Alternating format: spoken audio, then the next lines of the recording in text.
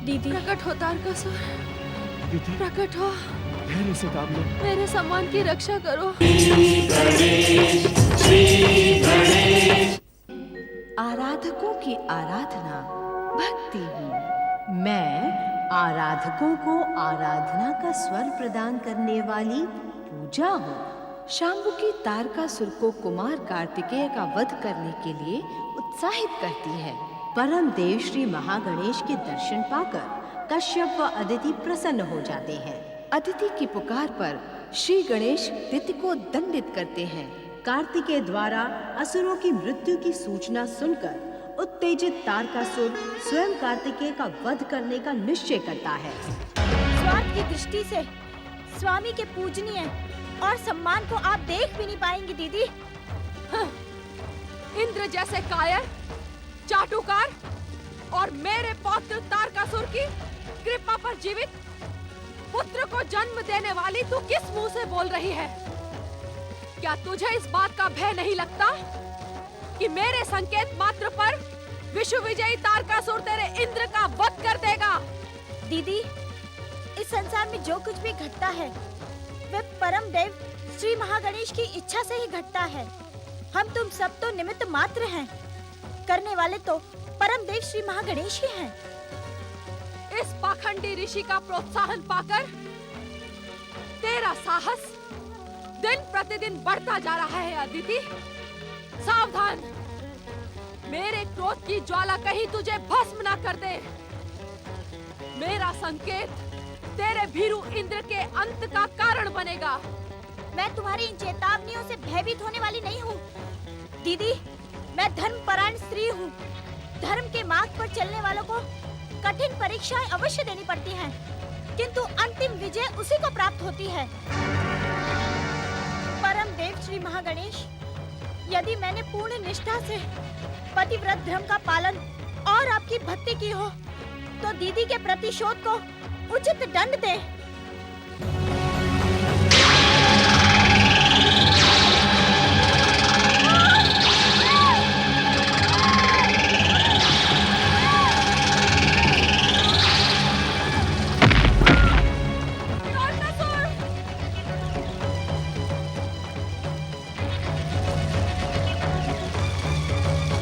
देवी अदिति, तुम तो धैर्य की माता हो।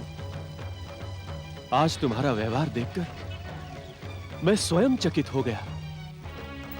स्वामी, यदि मुझसे कुछ अनुचित हुआ हो उसके लिए मैं क्षमा की प्रार्थी हूँ, किंतु क्या देवी अदिति? वेद ज्ञान तो हमें यही शिक्षा प्रदान करते हैं ना कि अत्याचार करने वाले से अधिक दोषी अत्याचार सहने वाला होता है। दीदी के अत्याचारों को मैं एक सीमा तक सहती रही, किंतु अब वो सीमा समाप्त हो गई है। देवी अदिति, वेद ज्ञान पर तुम्हारे पूर्ण अधिकार को देखकर मैं प्रसन्न हूँ। जानती हो वेद में ऐसी शिक्षा क्यों दी जाती है? क्यों स्वामी? जब हम किसी का अत्याचार सहते हैं तो अत्याचार करने वाले को अपनी शक्ति पर मिथ्या अभिमान हो जाता है। इसी मिथ्या अभिमान में वो हर एक पर अत्याचार करता है। इसी कारण अत्याचार करने वाले का विरोध करके उसकी वास्तविक शक्ति का ज्ञान कराना परम आवश्यक है। देवी अदिति, चलें स्वामी? कहा? परम देव श्री महागणेश के प्रहार से आहत दीदी का उपचार करने। देवी अदिति, वास्तव में तुम एक ऋषि हो।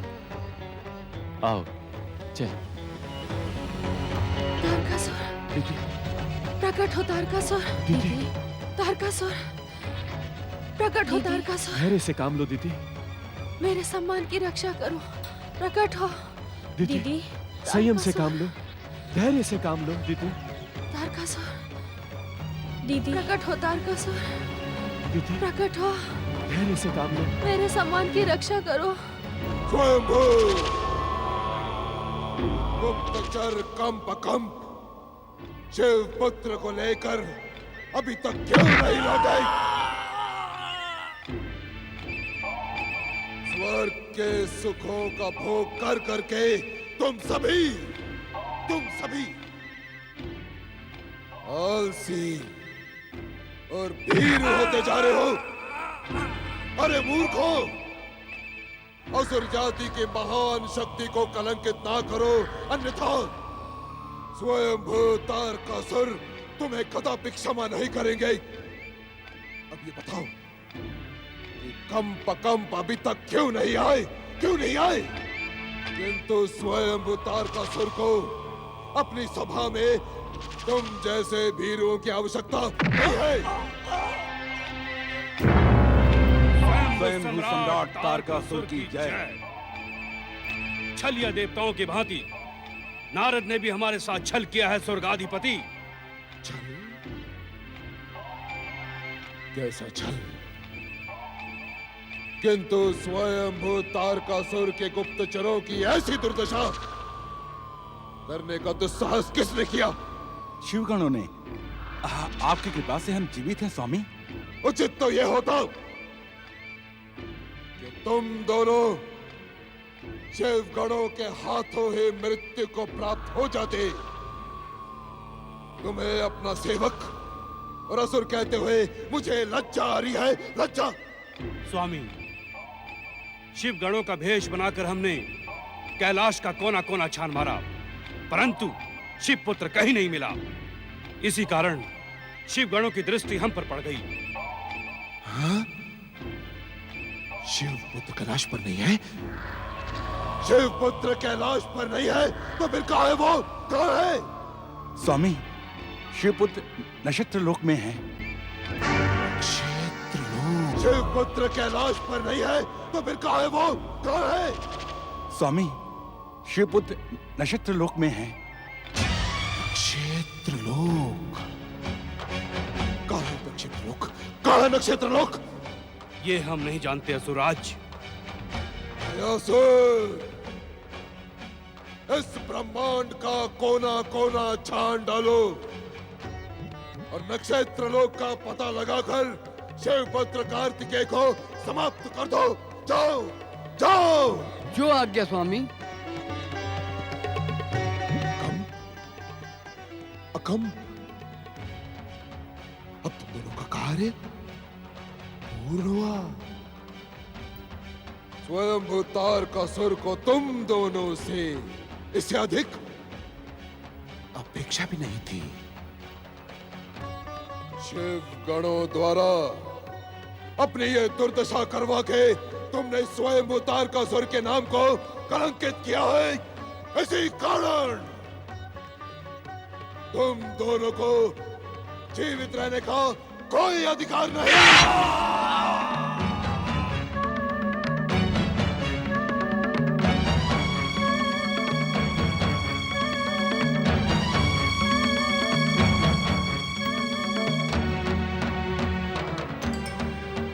अब मैं उस शिव पुत्र कार्तिकेय को जीवित नहीं छोड़ूंगा। मैं स्वयंभू तारकासुर हूँ, तारकासुर। ओम नमः शिवाय। ओम नमः शिवाय। ओम नमः शिवाय। ओम नमः शिवाय। शुक्राचार्य,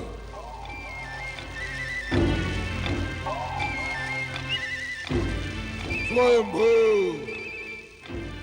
इस प्रकार स्वर्गाधिपति दैत्यराज तारकासुर की उपेक्षा का दुस्साहस ना करो शुक्राचार्य, ना करो। मेरी दृष्टि में तुम उपेक्षा के ही योग्य हो। नहीं शुक्राचार्य, नहीं। मैं तो आदर और सम्मान के योग्य हूँ। जो व्यक्ति स्वयंभू का आदर नहीं करता, उसे जीवित रहने का कोई अधिकार नहीं।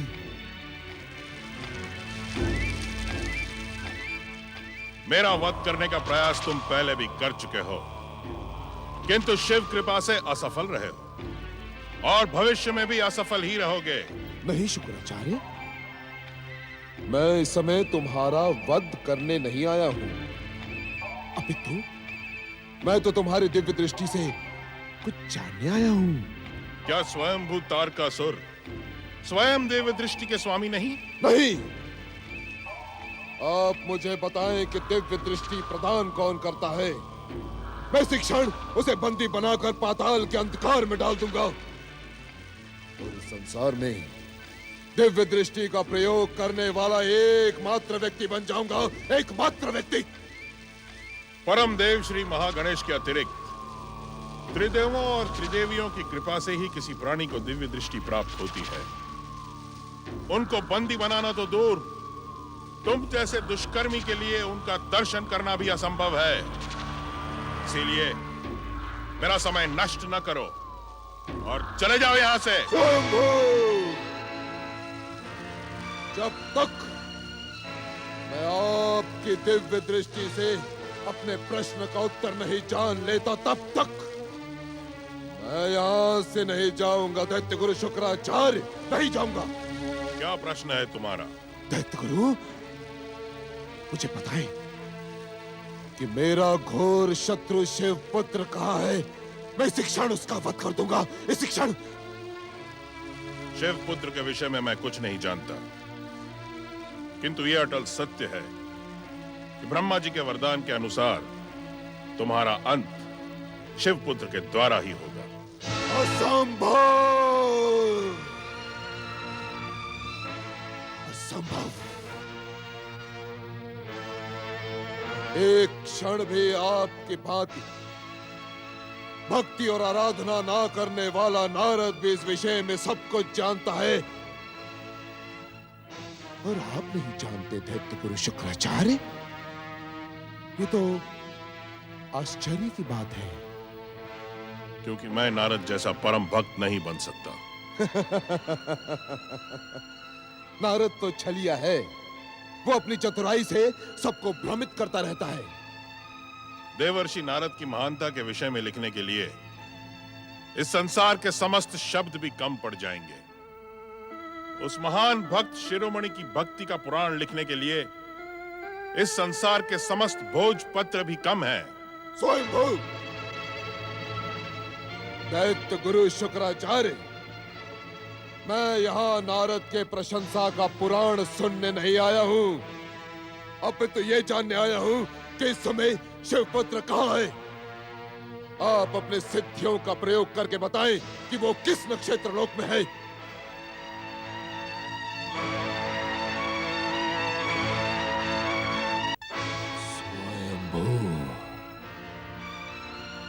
दैत्य गुरु शुक्राचार्य, मैंने आपके आदेशानुसार राक्षस शांबुक की पुत्री शांबुकी से विवाह किया, आपके आदेशानुसार। और अब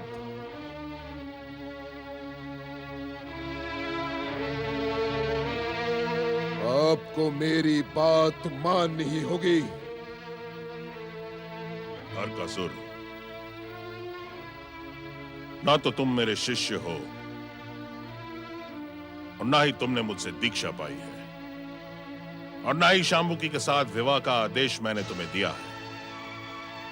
हाँ, दैत्य माता दीति को शांबुकी और तुम्हारे विवाह का परामर्श मैंने अवश्य दिया था। हाँ दैत्य गुरु, हाँ। जब स्वयं तारकासुर ने आपके परामर्श का सम्मान किया था, अब आपको उसकी इच्छा का सम्मान करना ही होगा। तारकासुर, ब्रह्म वाक्य अटल होता है और ब्रह्म वाक्य के अनुसार जो तुम्हारा काल है वो तुम्हारे हाथों कैसे मर सकता है। इसीलिए शिव पुत्र को खोजने और मारने का विचार त्याग दो। दैत्य गुरु, आप दैत्य गुरु होकर ये कैसी शिक्षा दे रहे हैं?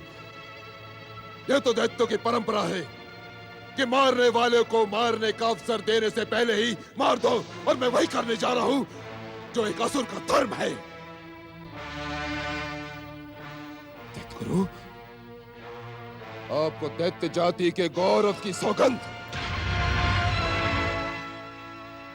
अपनी दिव्य दृष्टि से बताएं कि इस समय शिव पुत्र कहाँ है।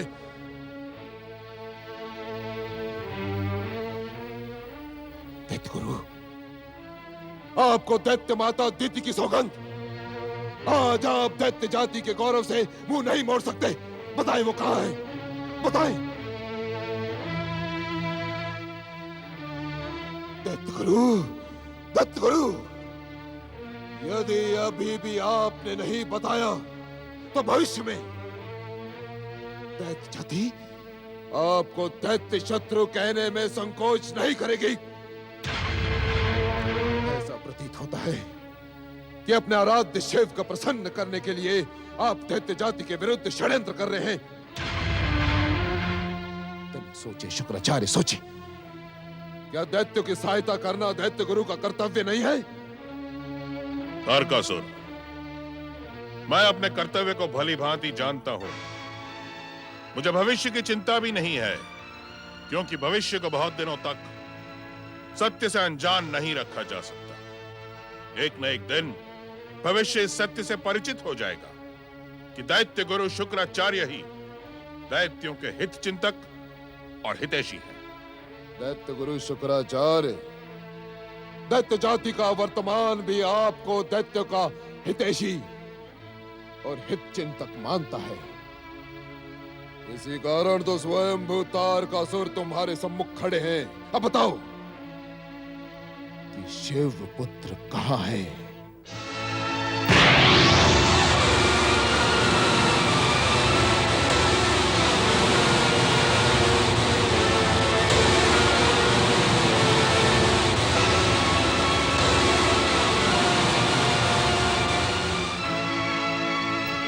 दैत्य गुरु, आपने कुछ देखा ही नहीं अथवा आप कुछ बताने के इच्छुक ही नहीं हैं।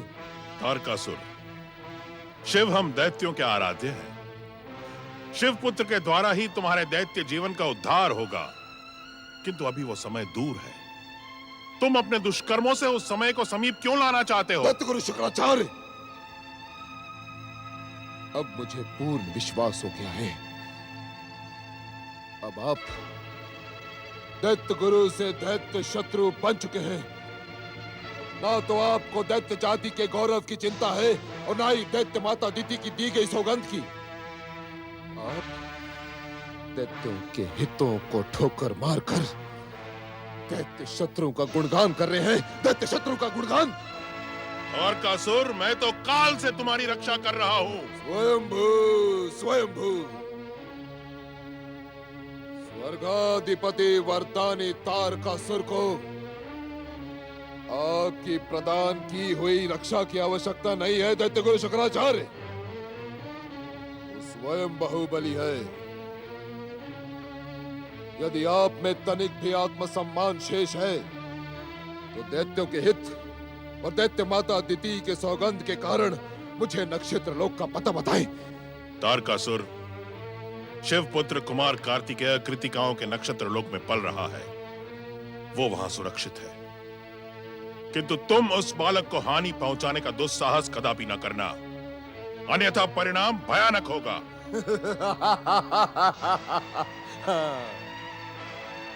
स्वर्गाधिपति तारकासुर भली भांति जानता है कि उसे क्या करना है और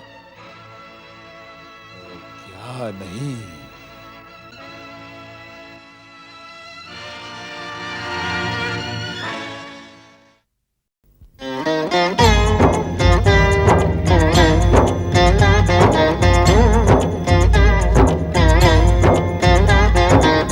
अर्थ समर्थ ये इनसे जीवन, यही है करता यही है कारण।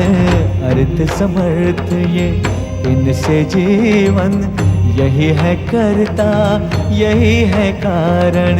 सारे जगत के भाग्य विधाता, दुख हरता ये है सुखदाता।